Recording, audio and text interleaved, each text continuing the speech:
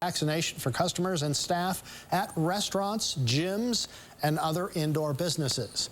The announcement is the latest in a string of initiatives aimed at encouraging more residents to get vaccinated as the Delta variant spreads in the nation's most populous city. In local business news, Chase is opening its first bank branch in South Dakota. The branch near the Empire Mall employs 10 people who've been training since February. We are so excited to come into the community. Being in South Dakota has been a vision of Jamie Dimon, our CEO, to go into all lower 48 states. And so this today accomplishes that. Chase will open 2 more branches in South Dakota later this year. Business is one of Dakota Wesleyan University's largest majors. As it continues to grow, a new school of business, innovation, and leadership building is going up on the southeast side of campus. By this fall, it will be ready for students. Coming up in tonight's Eye on KELO, we give you an update on the project and explain why this building is a much-needed upgrade. A little upgrade in our weather from the heat that you missed, Tom. Well, one of the things about Alaska is the sun.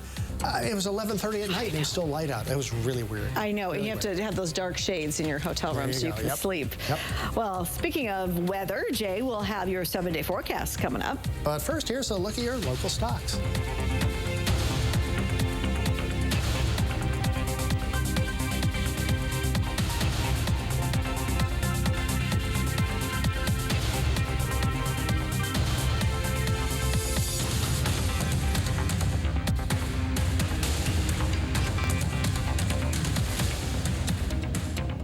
The Olympic Games are on, and Toyota has great deals on Camry, Highlander, RAV4, and more. Did you know that every new Toyota and holding people accountable? But the message is very simple. To save our city, to save cities all around the country, states, counties, every local government should do this. It's so straightforward. This is a way to make sure a lot more people will get vaccinated and save lives. And we're talking about indoors. Outdoors, there's obviously a little more freedom. That's great. But the message it sends is go get vaccinated. And once you do, you have so much more freedom. You have so many more options and choices. It rewards vaccination, which is exactly where we need to go. And it's so easy to get a shot these days. It's readily available. This was a curious development, though. Why are you only requiring people receive 1 dose of a coronavirus vaccine? Because we know protection increases significantly after the 2nd dose. This is a strategy, very clearly, Wolf. We're saying we want to encourage people right now. If you're not vaccinated, we're not telling you you have to wait a long time to experience all the great things in life. Go down to so many places in this city all around the country. You can go for free. It only takes a few minutes. Get that first dose. Get that card. You're in business. You can work indoors. You can come indoors for great food, great entertainment. And then, of course, go back and get the 2nd shot when your time comes. But we want to reward and support good behavior. We don't want to tell people, oh, you got to wait a month before you can have any fun. We want people to know there should be a clear red line. If you're vaccinated, a world of opportunity and great positive things is there for you. You get to enjoy life. You get to have a lot of freedom. If you're unvaccinated, there's going to be fewer and fewer opportunities, not only in this city. I think people are going to take up this all over the country. The President of the United States endorsed this approach that we started today. I think you're going to see localities pick up on this, and it's going to send a message. If you're unvaccinated, you're going to get left out more and more. Yeah. And Wolf, particularly for younger people in this country, they don't want to get left out of entertainment and restaurants and concerts and so many other great opportunities. I think this is going to push our youngest Americans to cross the Rubicon and go get vaccinated. How will you enforce this vaccine mandate if somebody wants to go see a play or a concert, or go to a gym or restaurant? I know there are several ways people can prove they're vaccinated. Will it be up to individual businesses, Mayor, to turn away potential customers? Yeah, we're going to support them in putting together rules and the right kind of enforcement. But the simple concept, when you go to a restaurant, you check in. When you go to a gym, there's a front desk, you show your ID. You go to a movie theater, you buy a ticket or you put a ticket on a scanner. There's obvious check-in points. So what we want to do is simply have personnel from each of these establishments check. You either have to have a vaccination card or one of the passes, the Excelsior pass for the state. New York City has a COVID Safe app. Show that you have a vaccination.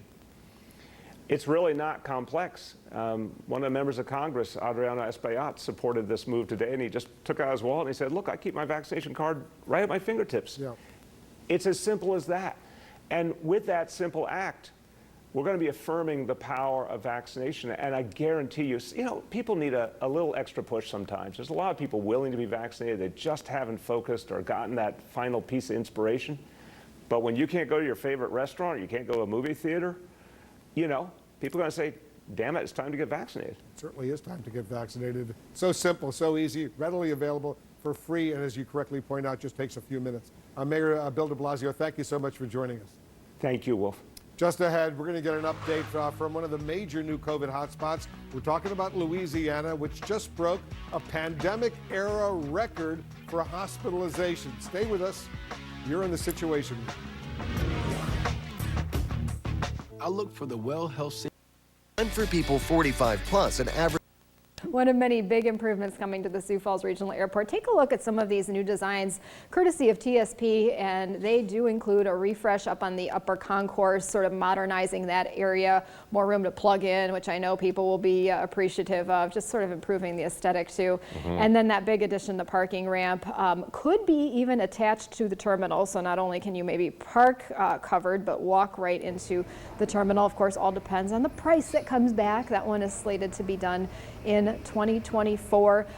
The other big news up on the concourse must be the food show, right? They're adding a Cinnabon. So just get ready. Thank you. You're waiting for that flight. All of a sudden the delay is not going to be so bad because you can treat yourself to a Cinnabon. It always does our hearts and our tummies good when Jody stops by. Always good to see you. Yeah, thanks, Jody. Hey, a reminder too, that you can catch up with the latest business happenings in our area by visiting siouxfalls.business. Jody knows all about it. Phil's got a final check of weather when we come back.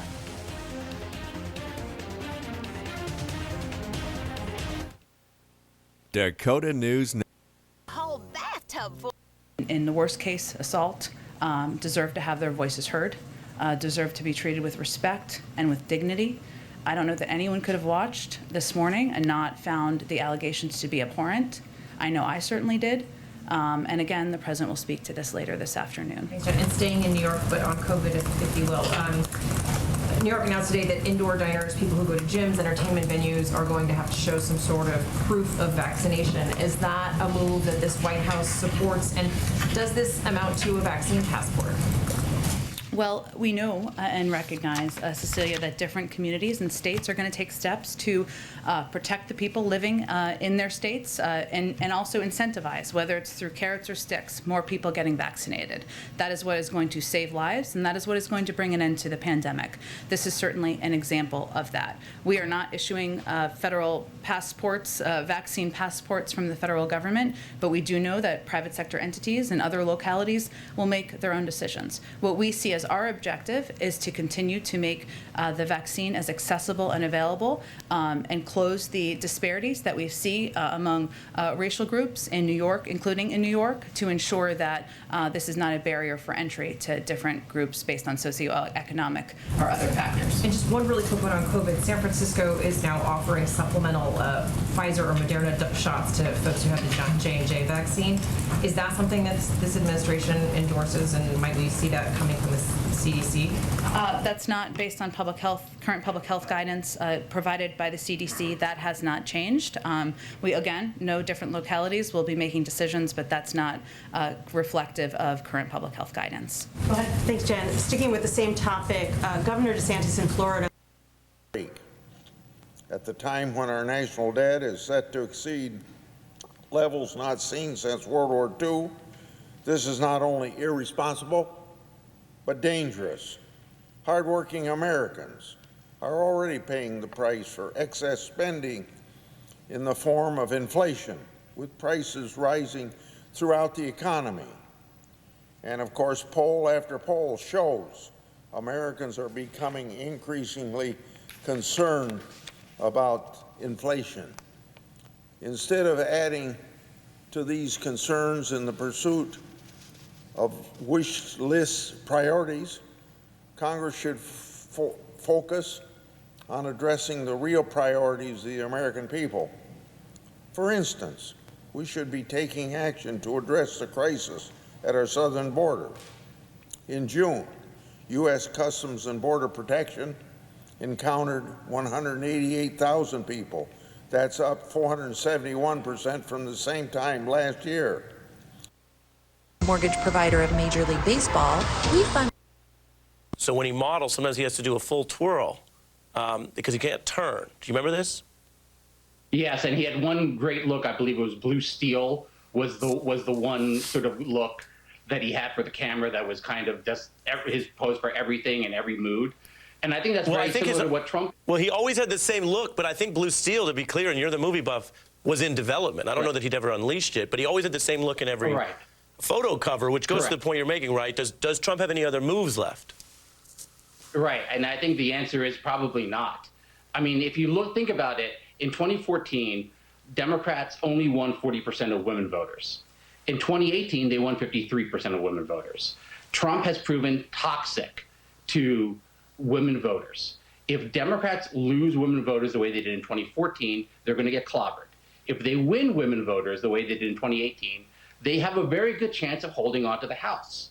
And the problem is Trump needs to show a new move, a new pose, a new look to those voters that he hasn't shown any ability to win. Now, the House GOP and the congressional GOP like Mitch McConnell, there's a lot of hubris and confidence that they have this. They believe if we just turn out the MAGA base, everything will be fine. However, it's very possible that the MAGA base simply is not as into Trump as we thought they were. Look at the ticket sales, look at the failed blog, look at these special election results. I think it's very telling. It's very possible that DC Republicans are overrating how popular Trump is with Republicans throughout the nation. Back here at home. Congratulations. And for the fifth thing, let's get one final check of our weather with Chief Meteorologist Jay Trobeck. And Angela, it's going to be a real nice evening out there. Get out and enjoy the low to mid 80s here in eastern KELOland. Now for tomorrow, we'll tack on a few degrees. We'll see some increase in clouds. Our highs in the mid to upper 80s. Could see some light showers tomorrow in the Sioux Falls area tomorrow night. Thank you for joining us. Have a great evening.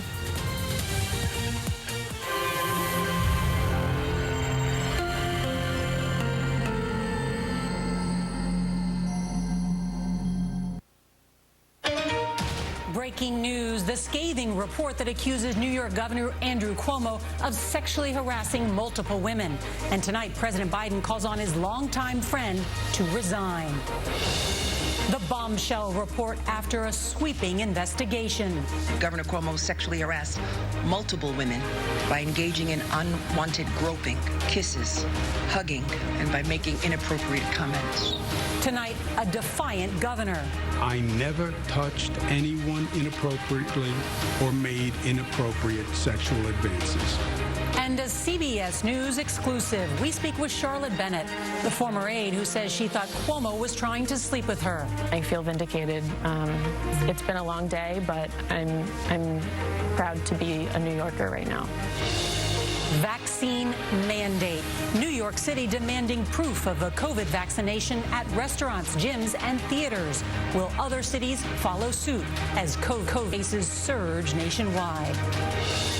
Breaking news, the CDC's big announcement for the millions facing eviction amid a pandemic.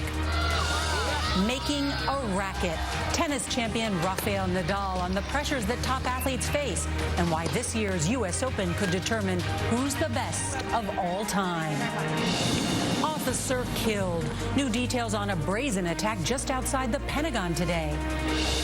And courageous comeback. Simone Biles returns to the balance beam and medals for America after focusing on her mental health.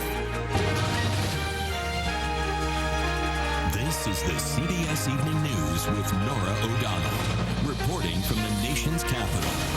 Good evening, and thank you for joining us. The calls for New York Governor Andrew Cuomo to resign are growing louder, with President Biden saying tonight he should step down. And that's after New York State's Attorney General put out a damning report accusing Cuomo of sexually harassing at least 11 women. The Democrat is accused of improperly touching some of them, including a state trooper who protects him. Cuomo denies it all. In a taped response, he said he hugs people all the time to convey warmth. The details from the report could put Cuomo in legal jeopardy. It is a remarkable fall from grace for the governor, who drew national acclaim for his daily briefings in the early days of the pandemic. And as we come on the air, he's quickly losing political support. Besides President Biden, the entire congressional delegation from New York is calling for Cuomo to resign. And in a moment, we'll hear from one of his accusers, Charlotte Bennett, a former aide who Cuomo addressed by name in his response today. But we begin with CBS's Jerika Duncan reporting tonight from Albany, New York. Good evening, Jerika. Good evening, Nora. When we stood here in front of the state capitol back in March, many lawmakers here in Albany said they wanted to wait and see the results of this investigation before they took a position on whether the governor should step aside. Well, tonight, top leaders within the assembly say they've lost trust and confidence in the governor and that he can no longer remain in office. The long-awaited findings of the independent investigation are damning. The report says Governor Andrew Cuomo sexually harassed multiple women and violated federal and state laws. I believe women, and I believe these 11 women. The office culture in Governor Cuomo's executive chamber is pointedly described as toxic, hostile, abusive, and vindictive. Governor Cuomo sexually harassed multiple women by engaging in unwanted groping, kisses, hugging, and by making inappropriate comments. For nearly 5 months, the independent task force interviewed 179 individuals, including 11 women who say they were made uncomfortable and humiliated by Cuomo. Some suffered through unwanted touching and grabbing of their most intimate body parts. Others suffered through repeated, offensive, sexually suggestive, or gender-based comments. The 165-page report lays out a pattern of substantiated and corroborated incidents in painstaking detail, including new allegations Cuomo sexually harassed a female state trooper on his security detail, saying Cuomo ran his hand or fingers across her stomach, her back, and kissed her on the cheek. In late 2020, another woman, identified as Executive Assistant Number 1, was subjected to intimate hugs, kisses on the cheeks and lips, and on one occasion, the governor reached under her blouse and grabbed her breast. Today, Cuomo remained defiant, releasing a taped statement. That I never touched anyone inappropriately or made inappropriate sexual advances. That is just not who I am.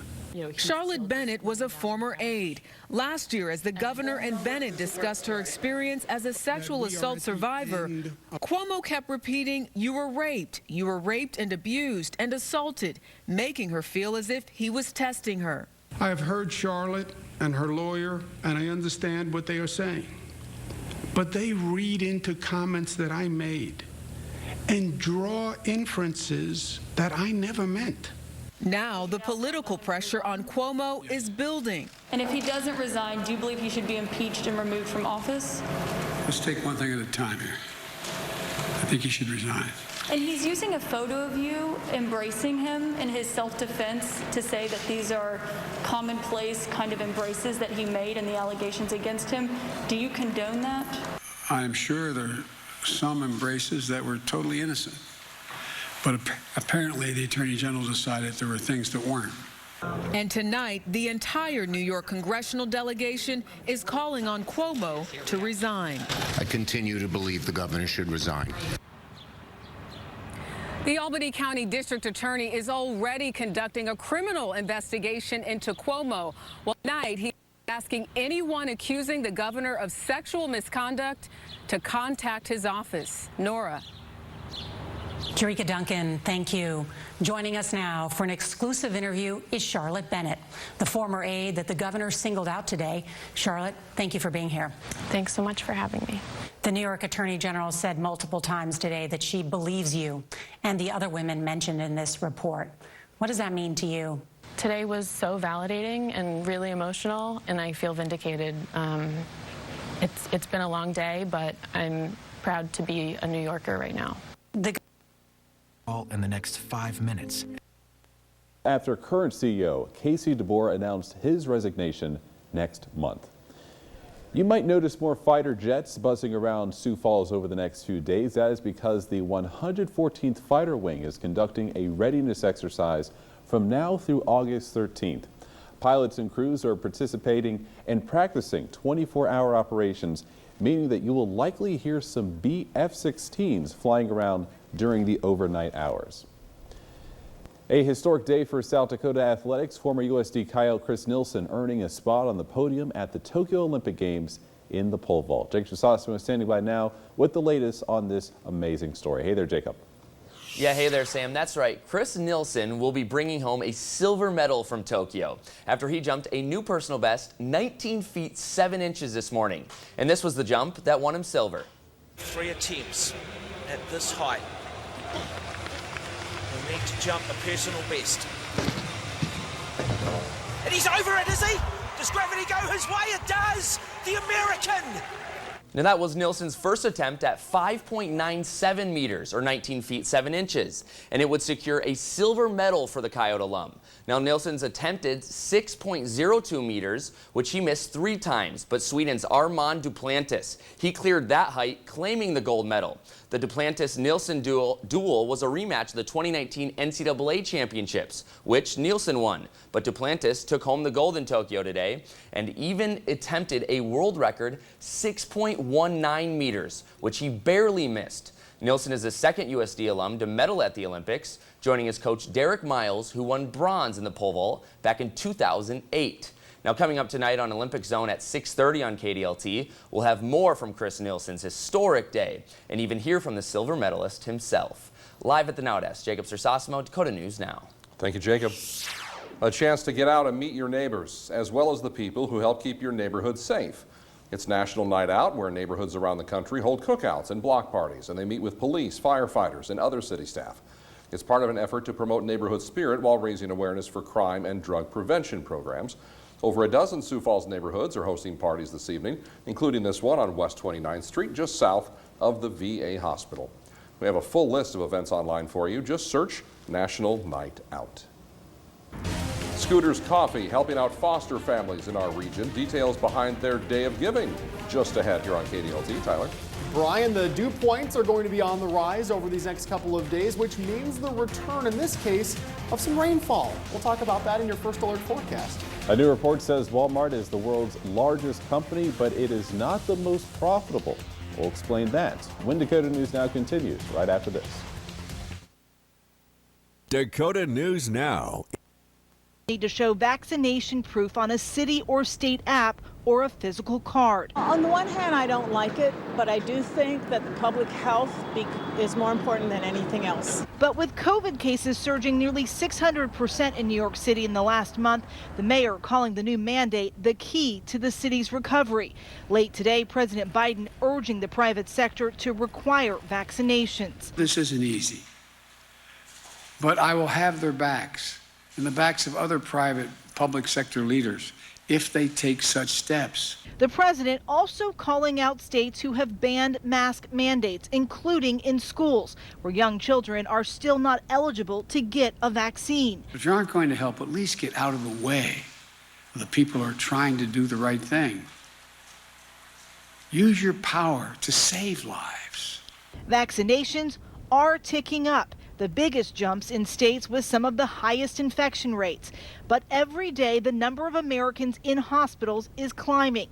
Today, 56,000, the most since February.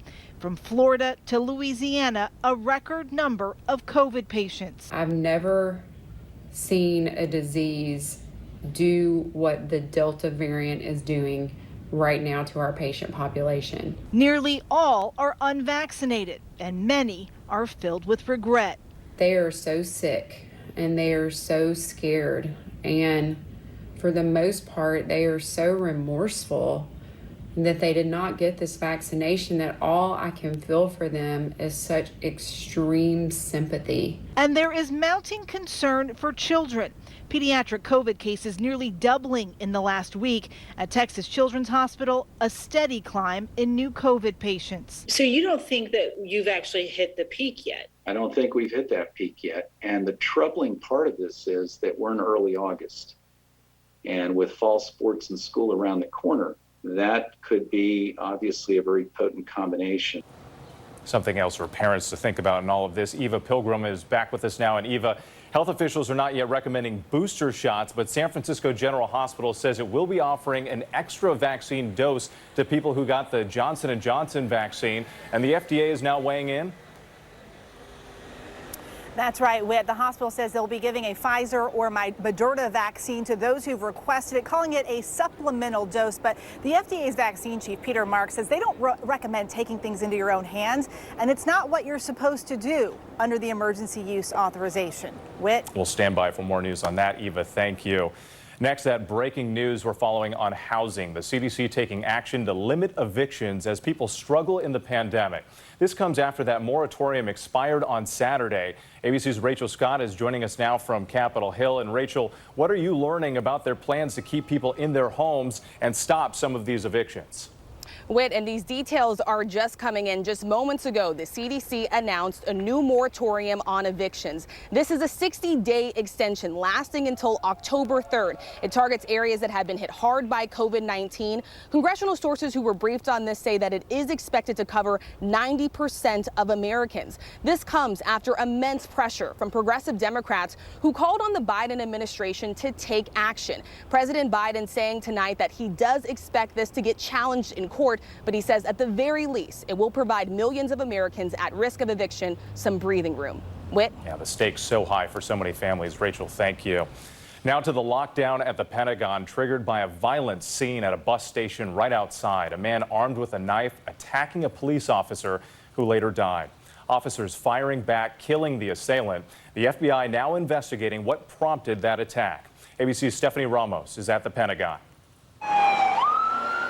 The chaotic scene unfolding just steps from the Pentagon. Loudspeakers announcing a lockdown just after 10:30 this morning. Attention all personnel, the Pentagon remains in lockdown due to ongoing police activity. Please remain in place until advised otherwise. A Pentagon police officer was attacked on the Metro bus platform. Gunfire was exchanged, and there were several casualties. We were on lockdown because of police activity. We didn't really know what was happening. Sources telling ABC News that the officer was stabbed and both the suspect and the officer were killed. Officers seen saluting a black van just before it left the hospital after officials gave the all clear. Defense Secretary Lloyd Austin and Chairman of the Joint Chiefs of Staff, General Mark Milley, were at the White House meeting with President Biden at the time of the incident. Pentagon officials providing few details on the incident other than to say they are not searching for any suspects. There is no known motive at this time. The defense secretary has ordered flags to be flown at half staff here at the Pentagon in honor of that fallen officer. Whit. All right, Stephanie, thank you. Next tonight, newly released body camera videos giving us a harrowing look at that condo collapse in Surfside, Florida, and what first responders witnessed as they arrived on the scene, what they saw, what they heard, and the frantic efforts to save lives. ABC's Victor Okendo back in Surfside tonight. Is anybody there? This is what 3 of the first Surfside police officers racing to the scene found the night of the deadly condo collapse. Oh, I can't see anything, man.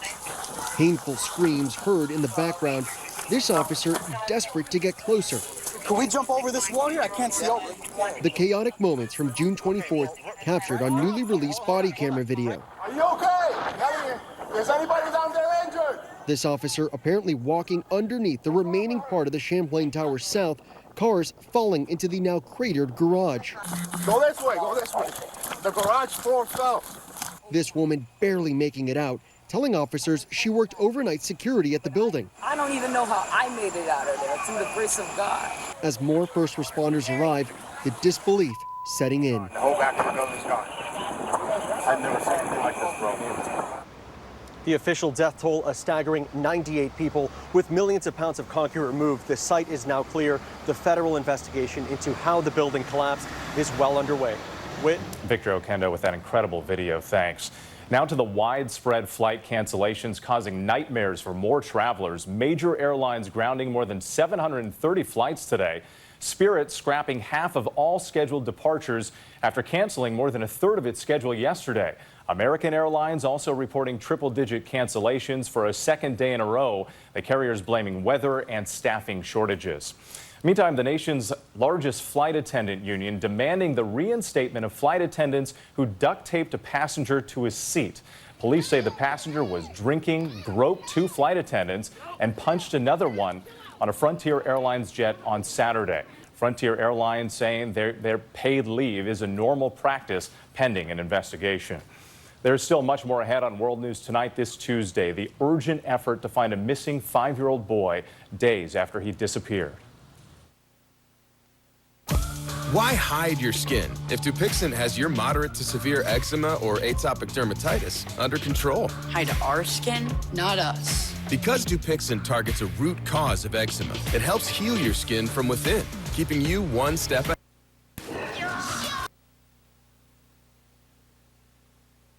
Citizens who are living overseas, but it's probably best suited for the State Department to answer that question, given they oversee all of our diplomatic efforts. Go ahead. Oh, go ahead. You said that your tie looks good, though. Thank you. You said that the administration supports New York City or locality steps to do what they need to keep their residents safe. Given the success that foreign countries have had in mandating vaccines, obviously New York is taking this step. Has there been any more discussion inside the White House about actively encouraging cities and states to take steps like New York did today? We work very closely with governors and localities about what steps they're considering and what steps are appropriate to help protect people in their localities and save more lives. But I don't have any additional considerations to preview for you. So the president's not going to weigh in one way or the other whether he supports mandating vaccines in the way that other countries. We support steps by private sector entities. We support steps by localities to save lives, protect their communities, incentivize more people getting vaccinated. And then just one more on the eviction moratoriums. Does the president have any plans to speak with Representative Bush or any of the other lawmakers that are outside the Capitol? I know that the representative spoke with the vice president yesterday as she was in the Capitol, but does the president have any plans to speak with her? I don't have any plans to preview for you. As you noted, the vice president was leaving the Capitol yesterday, and she spoke briefly with Representative Bush. We are in regular touch with a range of members of the Progressive Caucus on a number of issues, including, of course, this important issue. We were late last week into the weekend and yesterday, White House officials were in touch with Speaker Pelosi, various members, including Representatives Cori Bush, as I noted, Representative Jayapal, Gomez, Presley, and the CPC Executive Director. And Representative Bush certainly shared her firsthand account of being evicted and explained what this meant to her, which is something that stuck with the people she spoke with. So we will remain in close touch. That will continue. I don't have a call to preview for you at this point in time. Go ahead. Thank you, Jen. The White House has stressed that it's following the health and the science when it comes to COVID-19, and that has been the basis for the ongoing international travel restrictions. But what is the health or scientific basis for the travel restrictions on vaccinated individuals from Europe or Canada or other nations when people who are unvaccinated from other countries are allowed to come into the United States? I would certainly point you to our health and medical teams who make these decisions and evaluate what we need to do from a public health perspective to keep the American people safe at a time where the Delta variant is rising and one where we are very cognizant about keeping the American people safe. And a quick follow-up on that. When it comes to countries that have more vaccinated individuals than the United States does at this point as a percentage of population, what is the basis for those restrictions? Again, I would point you to our public health officials who are leading this effort and determining when we can raise or end those restrictions. I certainly understand there's a desire to do that by many people in the United States, many people around the world. We understand that. I just don't have an update on it and when that will happen. Go ahead. Thanks, Jen. It was just a little over a month ago that the president traveled down to Surfside, and he actually sat side by side with Governor DeSantis. They both praised one another for their respective handling of the disaster situation there. I'm wondering if there has been any further direct communication between the president and the governor, and might the president consider speaking with the governor specifically about what we're seeing in terms of the rise in the hospitalizations and this developing situation with COVID down there? Well, if we thought it would make a difference, I'm sure he would. But I would say that the president feels you can praise leaders for taking some steps, as he did in that scenario with that tragedy at Surfside, where many people's lives were lost, many families were suffering, while at the same time expressing concern about their handling of a pandemic, which is what we're doing in this regard. But I don't have any expectation or prediction of a call between them. Shied away from calling out, for instance, social media companies for their roles in the spread of disinformation, for instance. Does he feel that Governor DeSantis bears responsibility for a situation with regard to hospitalizations that is an outlier compared to the rest of the country? Well, I think you'll hear him talk this afternoon about where he's seeing the biggest challenges in the country. But I think any call we make, we do through the prism of what we think is going to result in action and result in a positive outcome. And they're calling out social media companies, and the fact that they can take additional steps is one thing, but we certainly are still open to working with governors of all political stripes to help address the pandemic. And our objective and our hope would be to work in partnership and not get into a food fight.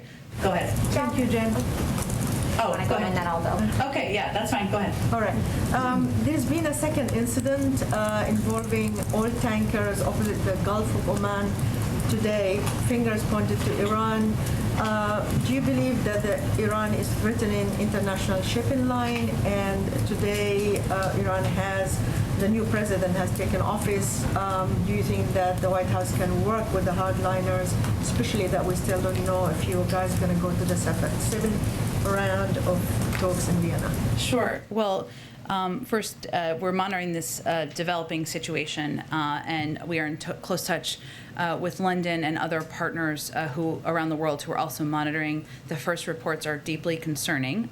We are fully engaged and will be as the situation is developing. I would say that as it relates to whether we can work with, I think our view, as I mentioned yesterday, is that every single challenge and threat we face from Iran would be made more pronounced and dangerous by an unconstrained nuclear program that continues.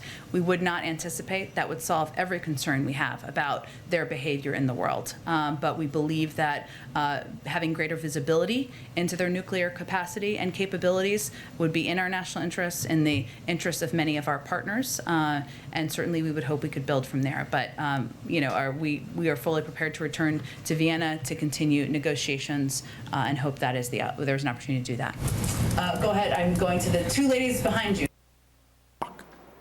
The Biden administration has made clear through a formal statement of administration policy that it is not relying. You need an Ecolab Scientific Clean here. Developing life-changing technologies because the best time to ask yourself, are my bones strong?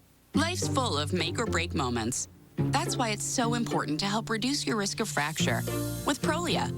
Only Prolia is proven to help strengthen and protect bones from fracture with one shot every 6 months. Do not take Prolia if you have low blood calcium, are pregnant, or A fourth police officer who responded to the Capitol riots here in Washington has now died by suicide. The White House saying the deaths of the 4 officers are, and I'm quoting now, a sad reminder of that shameful day in our country's history and of the physical and mental scars that left the officers who risked their lives to protect our Capitol and democracy. CNN analysts Charles Ramsey and Anthony Barksdale are joining us right now. Chief Ramsey, as the former D.C. police chief, should this fourth suicide be ringing alarm bells for leaders in Congress and for law enforcement, for that matter? Well, it certainly should be ringing alarm bells for everyone. But I think it's also important to remember, suicide in policing is not new. I mean, that is an issue, and it has been as long as I've been around in policing. We just never talked about it much.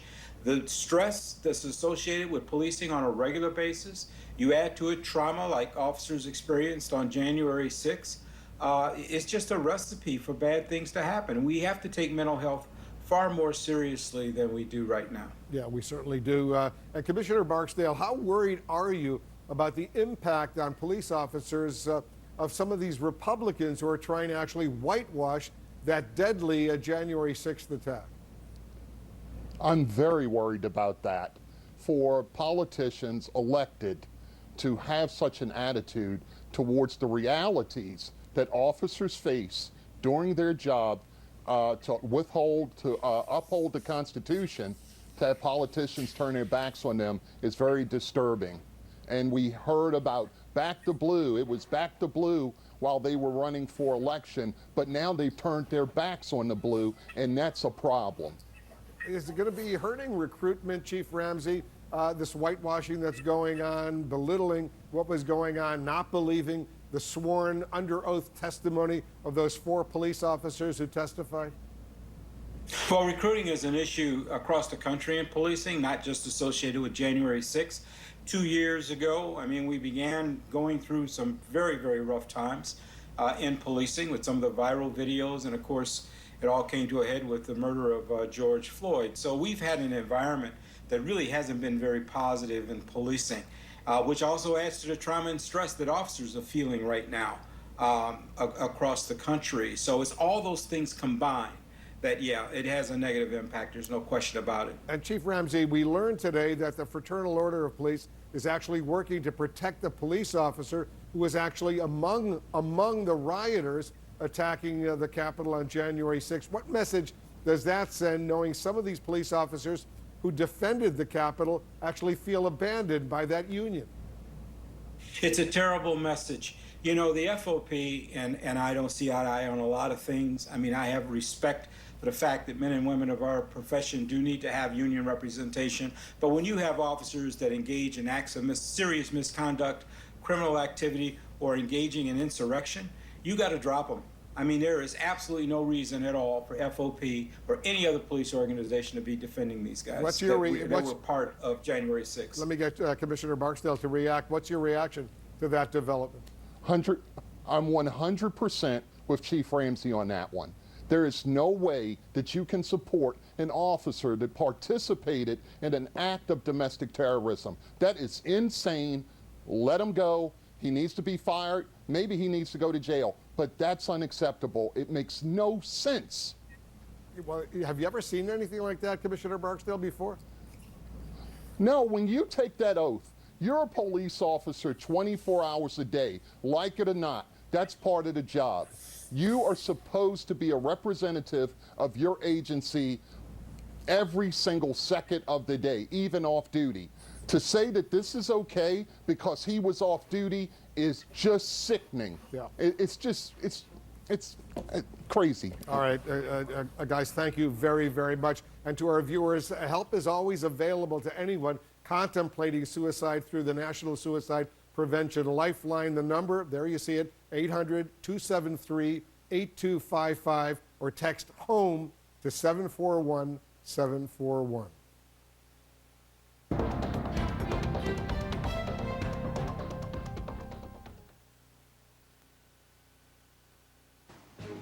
Tonight, the bombshell report alleging New York Governor Andrew Cuomo sexually harassed several women. The independent investigation finding Cuomo violated the law and sexually harassed 11 women, including 9 state employees and a state trooper on his security detail. Allegations of unwanted kissing, groping, and inappropriate comments. The Democrat denying any wrongdoing as calls for his resignation grow. What President Biden said today when asked should Cuomo step down. And our exclusive with the Albany County DA, will Cuomo face criminal charges? Also, New York, the first major U.S. city to mandate proof of vaccination for indoor dining, gyms, and entertainment venues as the Delta variant rages across the country. The CDC director is here to answer your questions. And breaking news on a new federal eviction moratorium for most Americans days after the ban expired. The police officer stabbed to death at the Pentagon's transit station. The suspect killed. What we're learning. And Simone Biles making her Olympic comeback. Her message after medaling on the balance beam. And my conversation with USA gold medalist Suni Lee. How she felt going head-to-head with Biles in their final event here in Tokyo. This is NBC Nightly News with Lester Holt, reporting tonight from Tokyo. Hello, everyone from Japan, where you can now add earthquake to the things that make these Olympics so unusual. A 5.8 quake centered northeast of Tokyo, just as the sun was coming up here, caused our hotel here to roll and sway. No damage reported or injuries. The latest on the Olympics themselves coming up shortly, but we begin with New York's Governor Andrew Cuomo and the investigation summary that accuses him of sexually harassing at least 11 women. President Biden tonight joining the chorus of fellow Democrats calling for Cuomo's resignation after the report released by New York's Attorney General accused the governor of physical and verbal harassment, including a pattern of inappropriate conduct with an executive assistant. Tonight, Cuomo strongly denying the accusations. Let's begin here with Rahima Ellis. Tonight, New York Attorney General Letitia James calling the blistering report deeply disturbing. Independent investigators alleging Governor Andrew Cuomo sexually harassed numerous women and broke the law. Governor Cuomo sexually harassed multiple women, many of whom were young women, by engaging in unwanted groping, kisses, hugging, and by making inappropriate comments. Investigators conducting 179 interviews, describing in graphic detail a sweeping pattern of behavior by Cuomo against 11 women, 9 of them state employees. The governor hugged executive assistant number 1 and reached under her blouse to grab her breast. Some of the allegations made public for the first time, including a state trooper on the governor's security detail saying the governor kissed her. Another time, placing the palm of his hand on my belly button and pushed back toward my right hip, saying she felt completely violated because to me, that's between my chest and my privates. Investigators say at least one of the women faced retaliation after speaking out. Well, what was the culture? Words that witnesses have used repeatedly to describe it include toxic, hostile, abusive. But in a pre-recorded video statement, Cuomo firing back.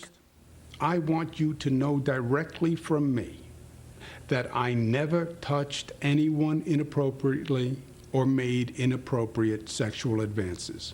And suggesting the women were purposely targeting him with false allegations. For those who are using this moment to score political points or seek publicity or personal gain, I say they actually discredit the legitimate sexual harassment victims that the law was designed to protect. But tonight, there are new calls for Cuomo to resign or be impeached, including from President Biden. Are you now calling on him to resign? Yes. Governor Cuomo has called this report biased, but now faces a possible impeachment inquiry and an ongoing investigation by the Albany District Attorney. Rahima Ellis, NBC News, New York. This is Kate Snow. Most of the accusers worked for state agencies or in the governor's office. I believe women, and I believe these 11 women. One young executive assistant told investigators Cuomo's inappropriate contact escalated over time. Kisses, grabbing her behind, and eventually an incident inside the governor's mansion last November. I could feel him pushing my body against his and definitely making sure that he could feel my breasts up against his body, she told investigators. Like many, she said she was afraid if she spoke out, she'd lose her job, and was so nervous she sometimes had hives on her neck. I think he felt like he was untouchable in a lot of ways. Charlotte Bennett told the governor that she had survived a sexual assault, but says he went on to have inappropriate and sexually suggestive conversations with her.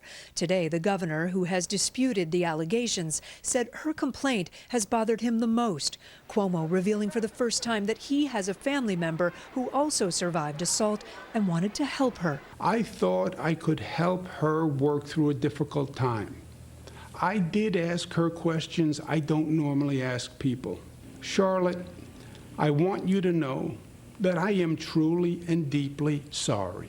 Charlotte today called on the governor to resign. The governor says many of his accusers are politically motivated. None of those women had any political reason to speak out. They had reasons to not speak out, but they chose to do so because they knew it was wrong. 11 voices that tonight have been heard.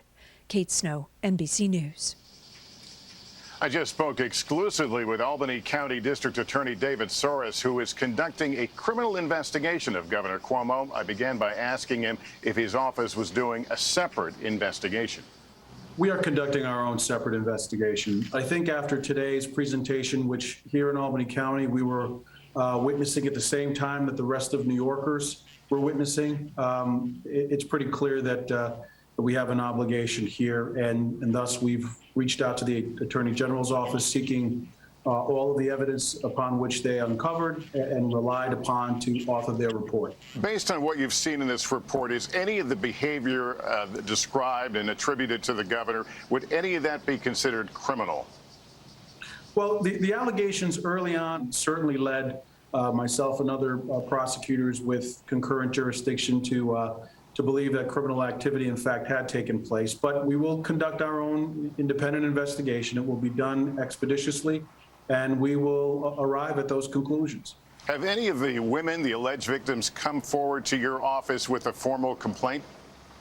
Well, as you know, a formal complaint is necessary. We have made overtures and efforts to make contact, at least with a few of them. That hasn't happened. And as you know, Lester, these cases are made, with cooperation from our victims. For any victim that's out there who's watching this transmission, please reach out to our office, and we will conduct our investigation as discreetly as possible. Mr. Soros, thank you. In just 60 seconds, the CDC director is here answering your COVID and vaccine questions.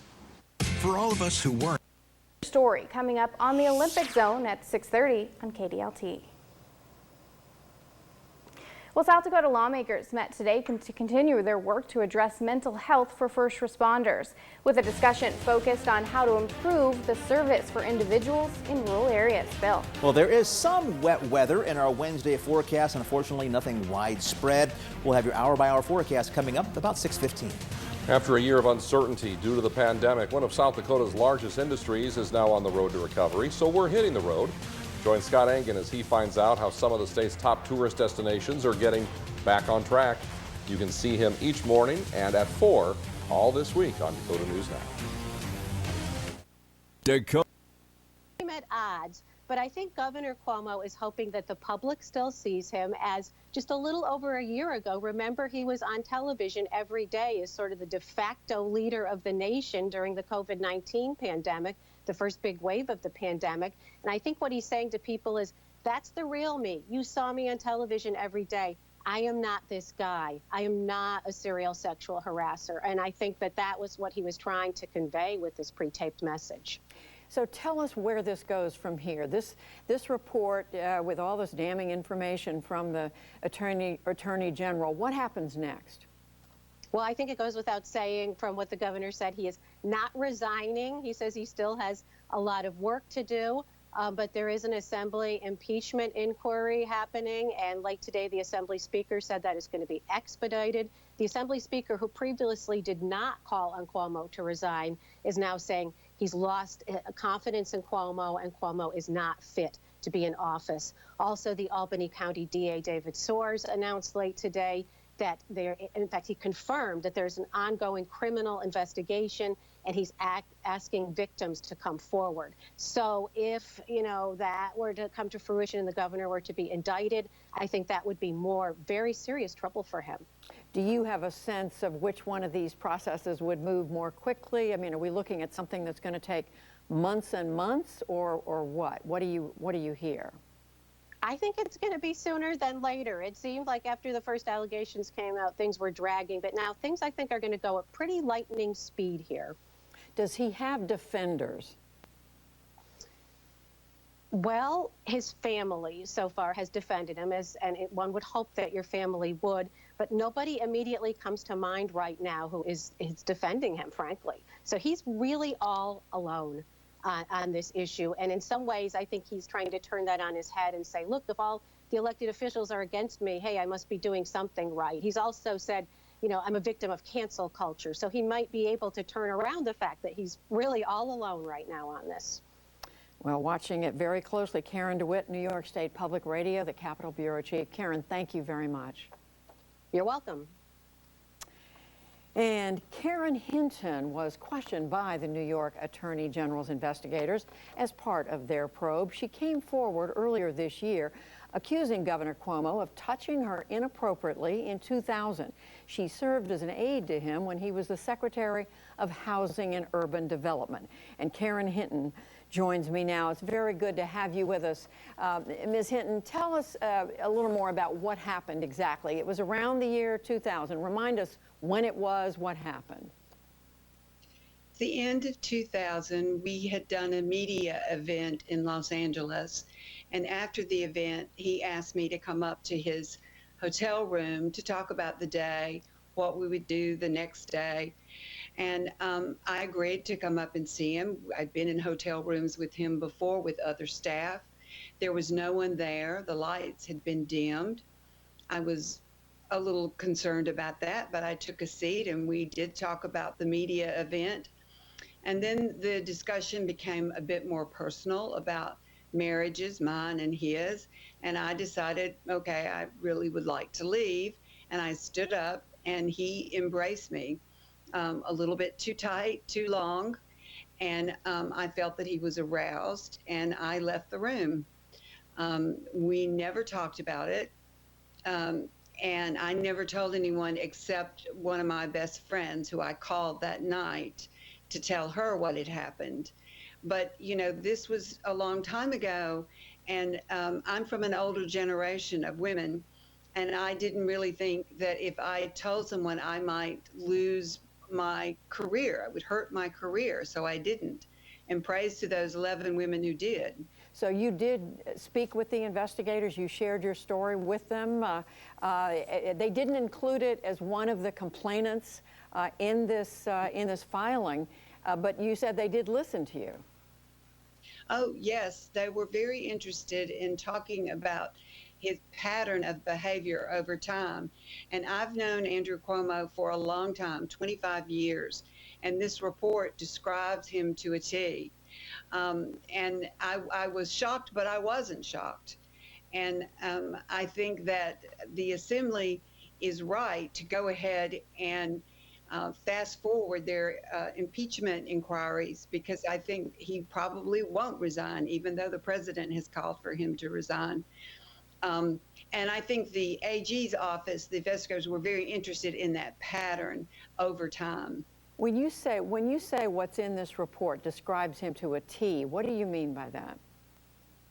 Well, I think the flirting, the intimidation, the manipulation, the need to control, the need to scream and holler and get angry at people unnecessarily.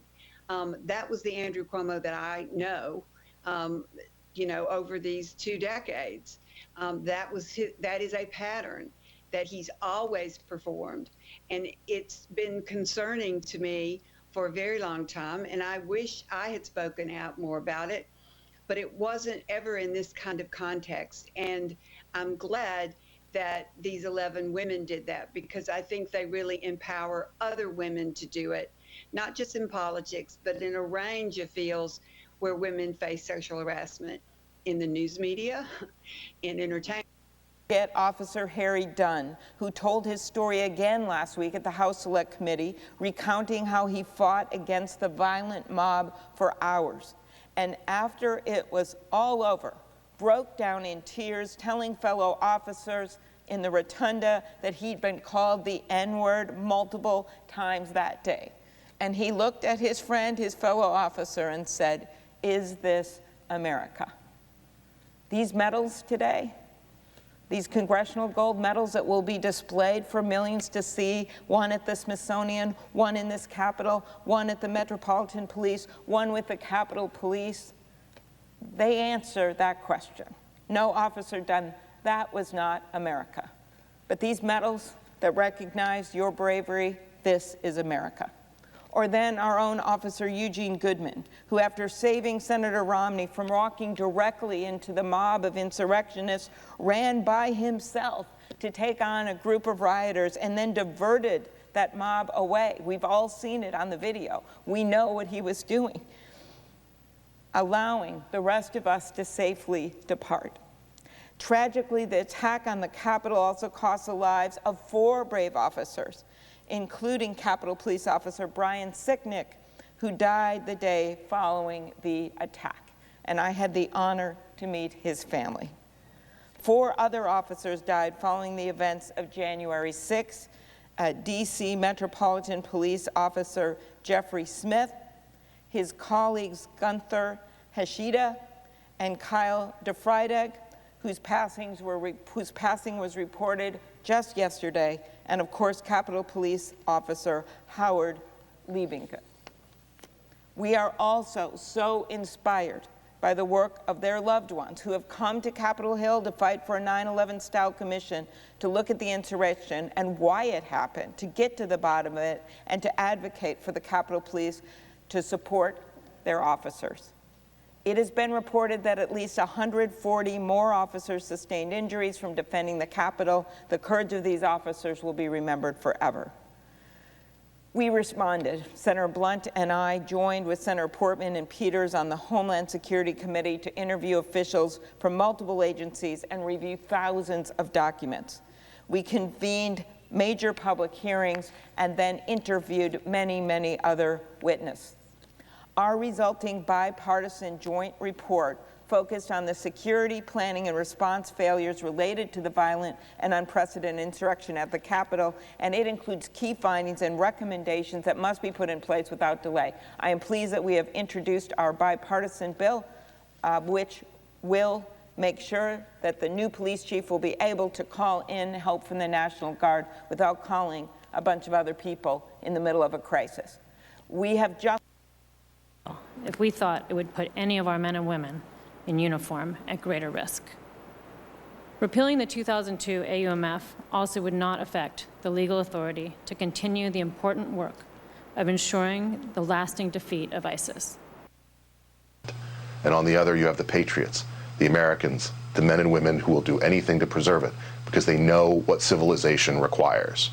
You are the heart of a nation that has slept for so long. But now, at last, you are wide awake. So now I ask you again, what are you willing to do? Joining me now is someone from the front lines of the exploding border crisis, Texas Governor Greg Abbott. Governor, thanks so much for joining me tonight. Sure, Ben, my pleasure. Thank you.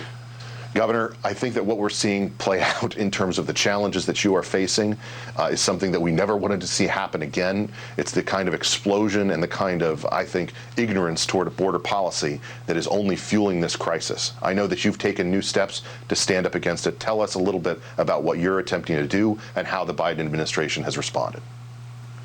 Well, first, the Biden administration has open border policies that's really allowing anybody to come across the border, including people with COVID-19. And the Biden administration is completely refusing to enforce the federal immigration laws.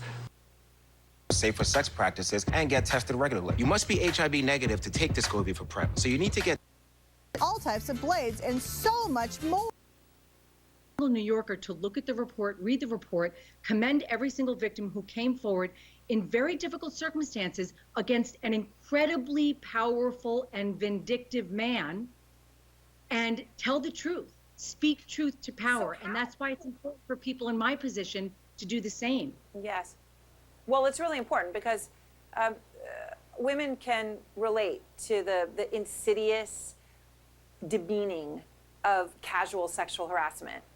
And I'm not even, but perhaps I could be more eloquent in how I'm saying it, but the insidious demeaning of casual sexual harassment, that kind of, that touch, that inappropriateness, that thing that makes you feel small or only valued because of being a woman.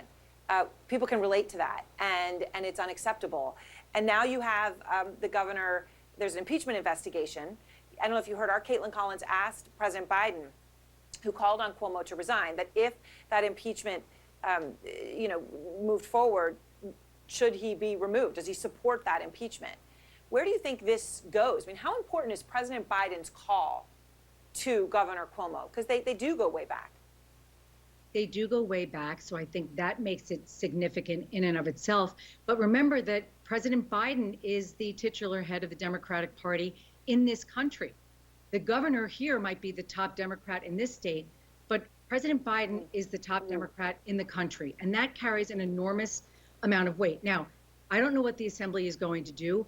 I hope for this state's sake and for the victims' sake that the governor will do the right thing, will have some modicum of compassion for these women and concern for every single New Yorker who is going through tough times right now, trying to come out of this pandemic, and do the right thing and step down. That's what he needs to do. But in the absence of that, I do hope that the assembly will take up the impeachment process. Where that goes, I do not know. But if Governor Cuomo is not going to act, he needs to be held accountable. And it seems to me that the assembly, the legislators in the state are the ones to do it. Rest of us not get about what you guys do? I think people just forget it's really mentally challenging. You can't see it. We train so hard and then people are just so quick to like... Judge? Yeah, judge. You've got a collection of medals. How often do you look at them? I've been looking at them every single day. I've been here. To make sure it's real. Had to make sure it's still there. Once you started the routines, did it all begin to click and you suddenly realized that this could be gold winning? Yeah, I really had the best meet of my life, so I'm really proud of myself for not giving up. Terrific performance here for her. Up next, the inspiring skateboarder paving the way for a new generation. I've made progress to the cause, but to also promote awareness, to hopefully help people get involved, to encourage people to get involved.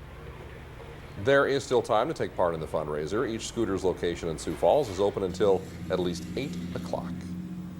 Nice day of weather, and the evening looks pretty good too. Phil has a final check of the forecast when we come back. A severe thunderstorm watch to get relief checks out. Why has it been so hard to get these funds to people who need it? Yeah, a few reasons. One, the manner in which Congress allocated the money means that the application process can be lengthy. It does take time. Tenants have to provide documents.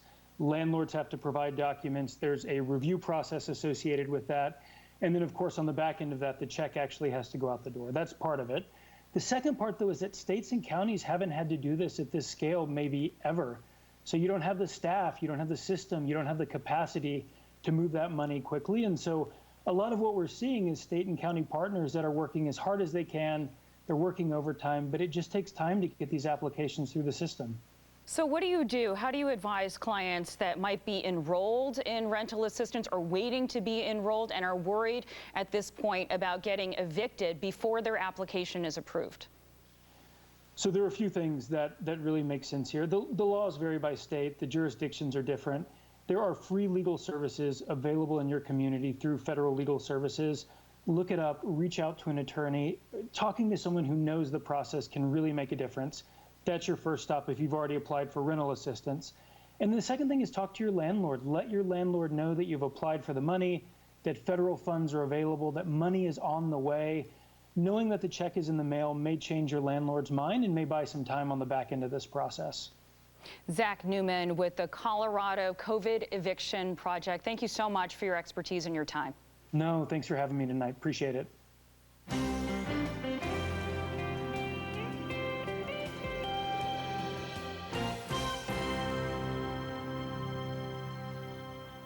In the day's other news, mandates for COVID-19 vaccination spread to more of the country as the Delta variant surges. New York became the nation's first big city to require proof of shots for indoor dining, theaters, and gyms. Tyson Foods ordered its 120,000 employees to get vaccinated. It is one of the first big employers of frontline workers to do so.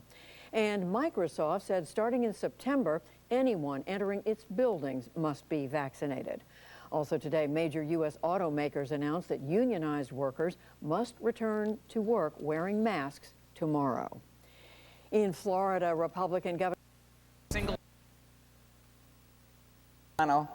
and I thank Senator Blunt for joining me today. Now that it is headed to the president's desk, no more motions, this is done. I look forward to seeing this bill signed into law. Thank you, Mr. President. I yield the floor. Wednesday, a hearing on theft of intellectual property and cyber hacking by China.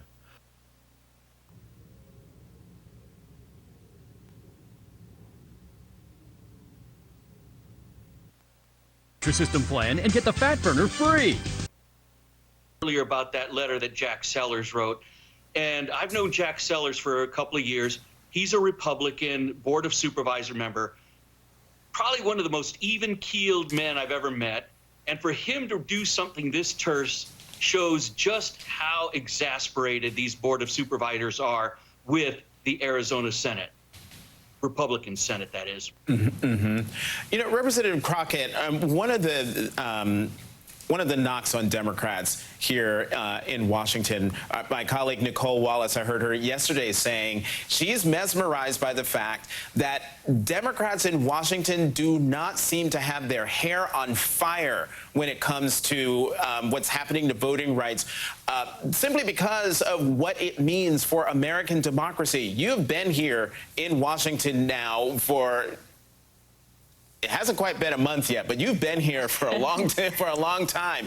Do you think in the meetings that you have had that official Washington, federal Washington, Democrats do indeed have their hair on fire about what these voting rights restrictions, these suppression bills means for American democracy? And are they willing to go every step of the way to ensure that the right to vote is protected? You know, it's interesting because, you know, what we've decided is that this has to be an inside-outside type of attack, right? And so that's what we've done. We've applied pressure, and I'm of the impression that we're starting to burst pipes. I'm not really sure if they're bursting just yet, right? But that's what pressure does. Sadly enough, it wasn't enough that we killed that first bill. It wasn't enough that Georgia said, if you give them water, then that will be against the law. It wasn't enough that we saw that they wanted to do these audits in Arizona. So we then left our state again under the threat of arrest, and we said, hey, we really, really need help. It really is that serious, right? And seemingly that maybe started to get them to feel a little something. But then what we saw is we've seen pastors, we see lawmakers from other states. We are bringing everything that we got to try to let them know that it's that serious. Let me tell you something. When these new lines come out, we won't have the majority in the U.S. House. When they get done with whatever laws they're passing throughout these states, we won't have the majority in the U.S. Senate. You are allowing a radical few to control and blockade democracy for the most, and it's a problem.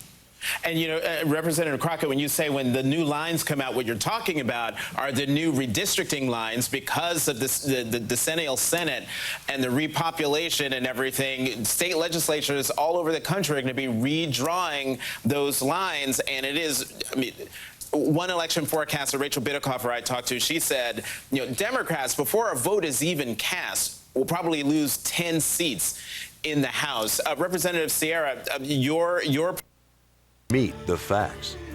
Fact: Hy-Vee Choice Reserve beef comes. Girls.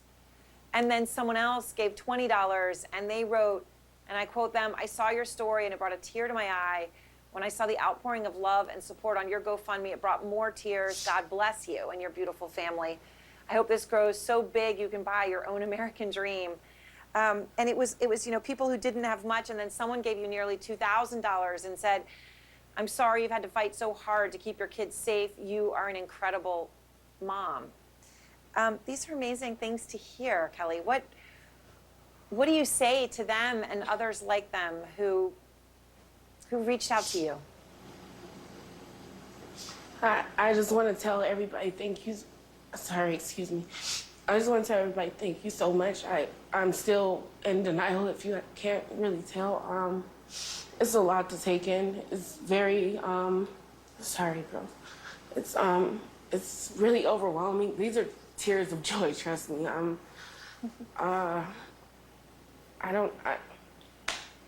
just so thankful. I appreciate each and every one of you.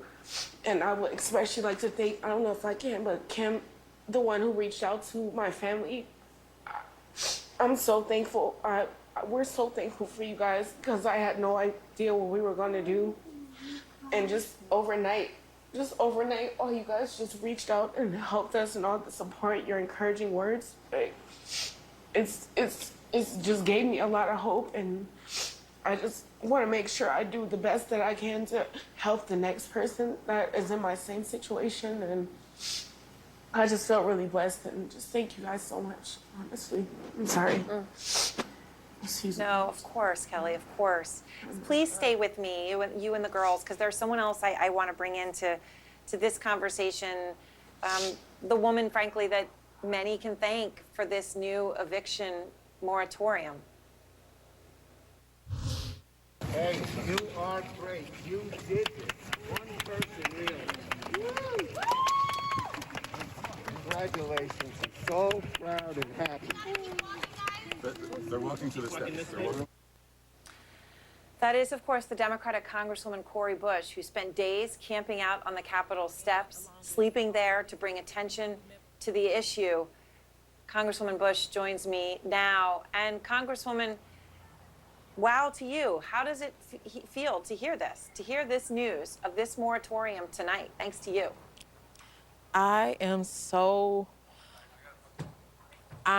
elated and I'm overwhelmed, you know, because just the thought that so many people right now, millions of people, you know, will not be forced out on the streets. You know, I know we still have work to do, but just to know that this is something, this type of advocacy from the whole community is what could have saved me from ending up on the street, could have saved so many others. And so now that we have the opportunity to help, because we're in position, you know, it's just, I'm just so thankful that families like Kelly's family get to stay in their homes. It shouldn't have to come to this, but I'm glad that we're here. So Kelly, the Congresswoman saw you last night on the show in the piece about you and your girls, and she said about you and your children, I quote you, Congresswoman, we're working hard for you, and I know what it's like to be their mommy. Kelly, do you have anything to say to Congresswoman Bush tonight? Yes, absolutely. It's an honor to even speak with you. I'm just so fortunate right now. This is beyond me. You don't understand. Like, when I put that up, I never thought that anybody would have reached out, especially CNN, and then to hear that a congressperson, my story reached you. This is just amazing. I'm so thankful for that there's people like you out there. I'm so thankful for it. Thank you so much. I'm sorry. Kelly, you and your family, you and your family deserve representatives that care about you. Our country deserves to have representatives that represent. And so this is the least that we can do for you, is to step up and make sure that you get to stay in the safety and the comfort of your home while we work on other things to help make sure that your life and the lives of your children are better. This is our work. So you don't even have to thank us. This is our work. This is the least we can do for you. Kelly, I just am watching your daughter who is reaching out to pet you. I think when you were a little emotional there. They're the sweetest. Your wonderful children. I'm honestly so moved by, well, they are beautiful, smart, wonderful little girls. I mean, I was looking at them. Congresswoman, can I ask you, President Biden did admit, you know, there's this wonderful news, but that a new eviction plan might not hold up in court. Here's exactly what he said. Any call for a moratorium based on the Supreme Court recent decision is likely to face obstacles. The bulk of the constitutional scholarship says that it's not likely to pass constitutional muster, number one. So, Congresswoman Bush, what do you do from here? Are you confident that this fix will hold?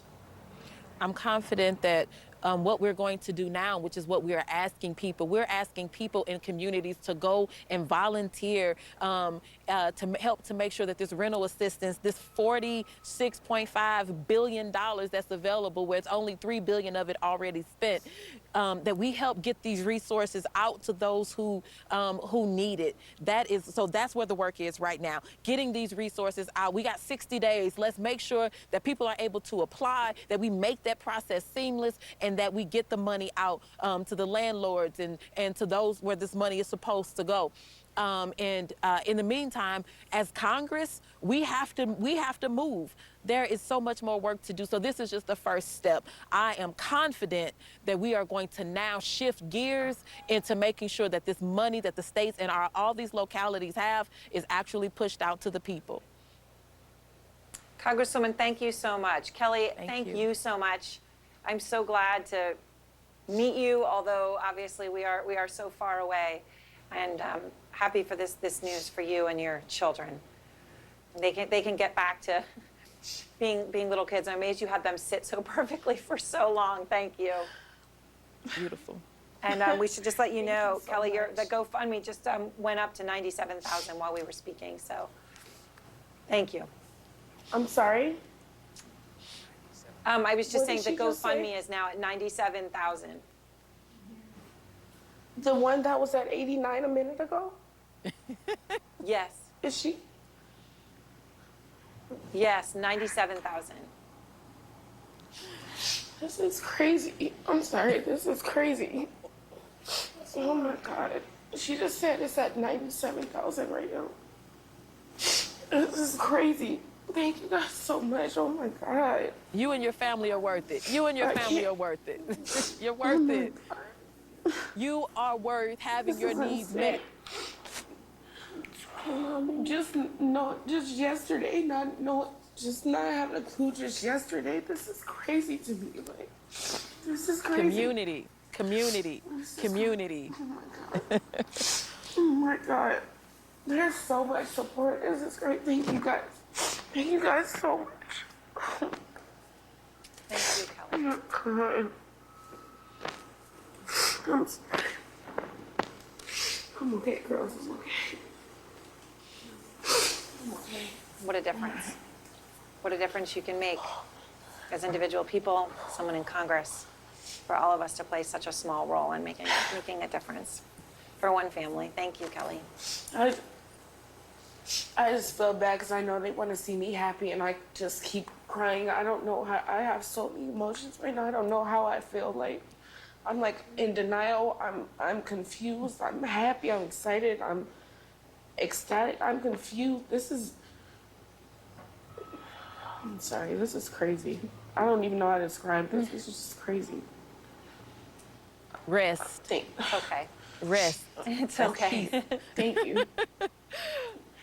All right. Thank you both. And Congresswoman Bush, thank you very much. Thank you so much for being with us, and obviously for that difference you made. Well, next, Dr. Anthony Fauci is going to join me, the director of the National Institutes of Health, walking back these comments that spread alarm among parents today.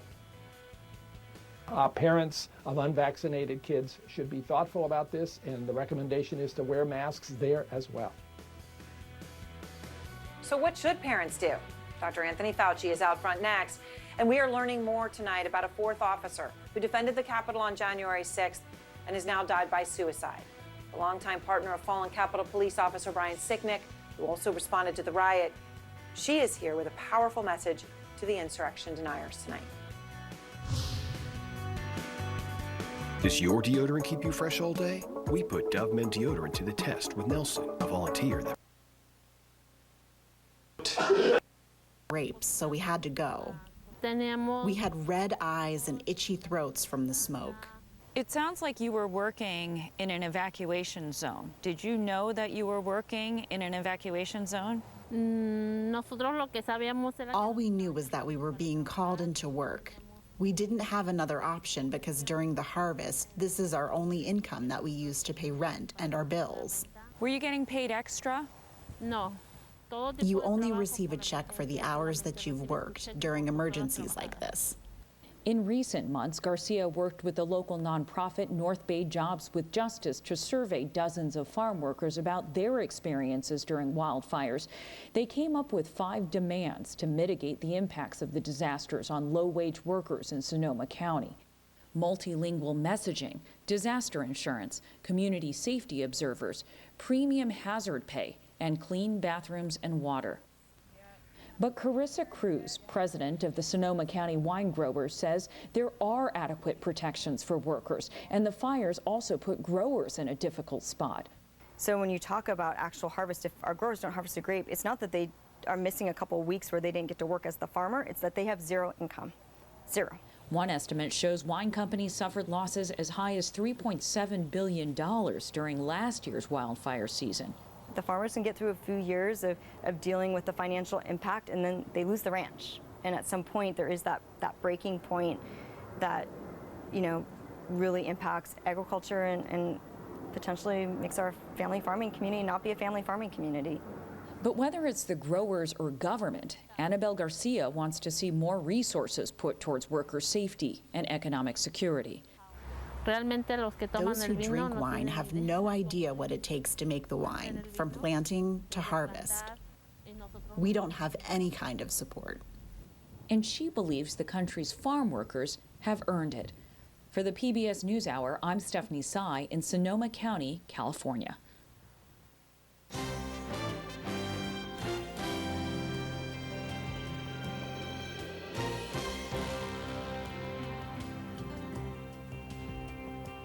This week, the Biden administration is sending its most senior official yet to Addis Ababa, the capital of Ethiopia.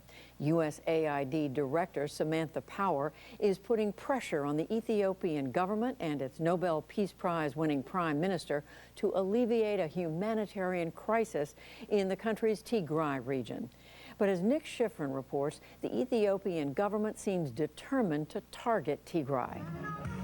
In Addis Ababa, the army's newest recruits wrap themselves in the Ethiopian flag. They pledge to give their blood, literally, in a war the government calls existential. Our recruits shall bury the enemy and make sure Ethiopia's sovereignty is respected. That enemy is in Tigray, in northern Ethiopia, led by the local government Tigrayan People's Liberation Front, or TPLF. Today, Ethiopia's federal government is waging war against Tigray not with arms, but food. 5 million Tigrayans don't have the means to eat and rely on aid. But many World Food Program trucks are blocked by the Ethiopian government. The last convoy allowed into Tigray was 3 weeks ago, a fraction of what's needed to stop starvation. This is a really large humanitarian disaster. Marixie Mercado of UNICEF just returned from Tigray. She saw an acute crisis. Last month, hundreds of Tigrayan women lined up with the most vulnerable victims. UNICEF says over the next year, 100,000 Tigrayan children face life-threatening malnutrition, 10 times the normal number. Nearly 500,000 are facing famine. Aid workers handed out high-calorie, vitamin-fortified biscuits to try and save children's lives. There's very little or none of the therapeutic food that these severely acutely malnourished children need in order to survive. There's almost no electricity. There's no antibiotics.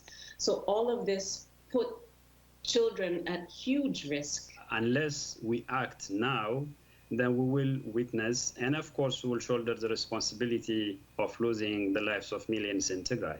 Johannes Abraha represents the TPLF overseas. Until last year, he worked for the Ethiopian government. He now accuses them of withholding food as a weapon of war and risking a repeat of the famine 40 years ago that killed 1 million Ethiopians. If they don't get the necessary and emergency food aid, then we will witness the catastrophic famine that we have witnessed in Ethiopia in the 1970s, 80s. The Ethiopian government says the crisis started late last year when Tigrayan forces attacked a federal outpost. Federal forces and their allies from neighboring Eritrea and the Amhara region waged a scorched earth campaign and occupied parts of Tigray. Humanitarian groups accused them of crimes against humanity, including indiscriminate killings and widespread rape. But in late June, Tigrayan forces pushed federal Ethiopian soldiers out of Tigray. They paraded Ethiopian and allied Eritrean prisoners through the streets. In Addis Ababa, Prime Minister Abiy Ahmed claimed he had withdrawn from Tigray for a humanitarian ceasefire. His decision to pull out for humanitarian reasons may in fact have been a cover for military defeat.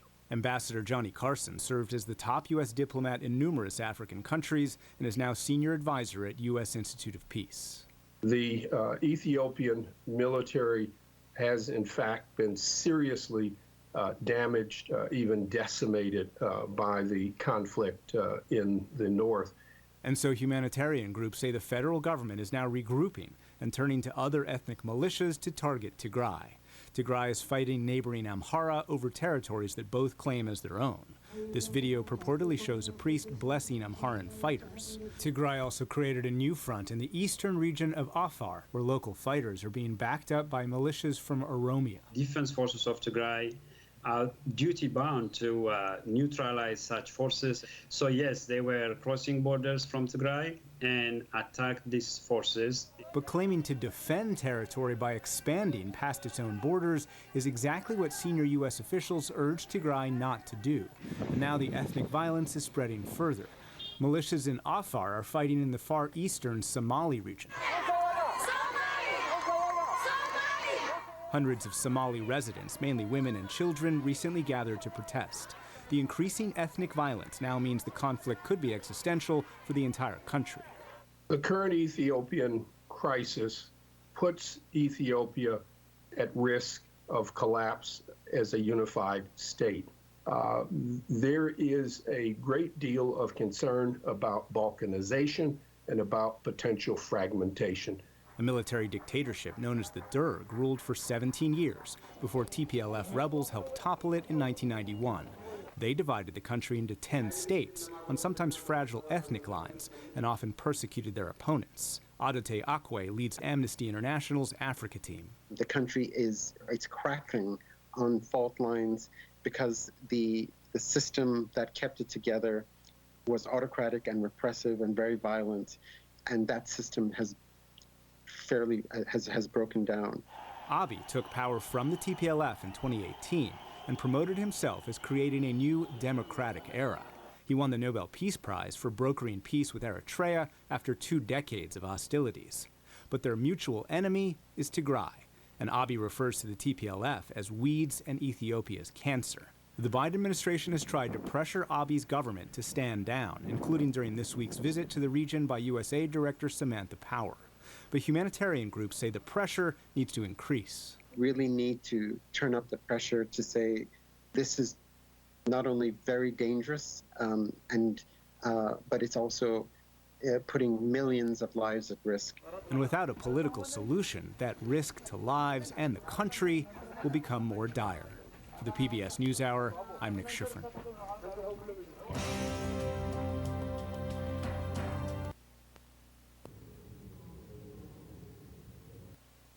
Governor Ralph Northam, that basically you just power through and you can get through almost anything because the left and the media is going to be there for you at the end of the day? I think it's a little bit of both. I don't think that Democrats are going to part with him until it's most advantageous for them to do so. And I don't think that they've arrived at that moment yet. So far, telling him to resign, that's not going to do it alone. He's going to have to be impeached by the state legislature, but they don't have the willpower to make that happen. So it may never happen. Sad, isn't it? It absolutely is. Dana and Melissa. As you well know, most special elections don't draw very much turnout, and neither side, the activist left flank of the party and the leadership in Washington is going to concede that they've screwed this up, and they're throwing up their hands and we're waving the white flag. So I think we've got 2022 ahead of us and a lot more races like these to cover. And Jane, I would love to get your thoughts on this, but also I am struck by how forward members of the Congressional Black Caucus have been in their comments in this race. You've got CBC Chairwoman Joyce Beatty, who said Shontel Brown would honor the rich history of the group, not be someone who fights against it while trying to make a name for themselves. Congressman Benny Thompson of Mississippi, Brown wouldn't be, quote, a single solitary know-it-all. Congressman Gregory Meeks of New York, she wouldn't, quote, come in and try to break up that unity. Gene. Yeah, this is tough stuff. Look, you've got you've got different personalities at work here too, and Nina Turner, let's face it, she's a lightning rod, or maybe a lightning bolt. I mean, she is a fiery speaker, a fiery person. To say that she doesn't mince words is really an understatement, and a lot of people, including Jim Clyburn, were offended and really ticked off by some of the things she said during the 2020 presidential campaign, including a really scatological reference to Joe Biden that didn't go we got over that very headline. Well in establishment land, and so they've all piled in behind Shontel Brown, but Turner has the money. She has more money than Brown. I don't know if that's going to be the determining factor. And as you said, it's a special election, an off-cycle, a special election primary. So who knows what turnout is going to be like, but you expect it'll be pretty low. And so the question is, who motivates their voters to go out and vote? And we'll find out, I guess, in a little while. Jeremy, let's look on the Republican side. What's going on in that race? There are 10 Republicans running in this in the primary. Are all 10 actually viable, or was this a race between one or two people, between two or three people? Well, the issue is, I think it could be wide open. I think they need to really do something. I don't know how DC Metropolitan Police, their mental health services work, but clearly whatever they have now in place is not enough. I mean, you have 3 of them that have committed suicide. I mean, this is just absolutely terrible. And I would say to any officer or any family member out there who is struggling with any kind of suicidal thoughts or wanting to engage in self-harm in any way, please reach out to the National Suicide Hotline. You can also text the crisis line at 741-741 and ask for help.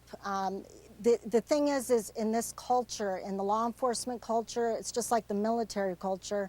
I was in the military as well, and I'm familiar with this suck it up kind of mentality. They're not allowed to be vulnerable and show emotions. And then on top of that, you have half of the nation's leaders basically invalidating this terrible experience that they suffered on January 6th. It's got to stop. It's got to stop. All right, Sandra, I appreciate you. Thank you. Thank you, Aaron. And next, Ohio. The polls have just closed there, and it is a significant night for politics. Is Donald Trump taking a huge political risk with the candidate he endorsed? We'll be right back.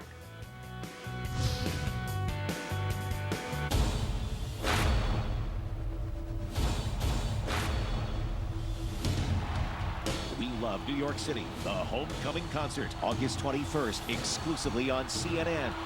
Presented by Expedia. When did you see the sun? When I needed to jumpstart sales.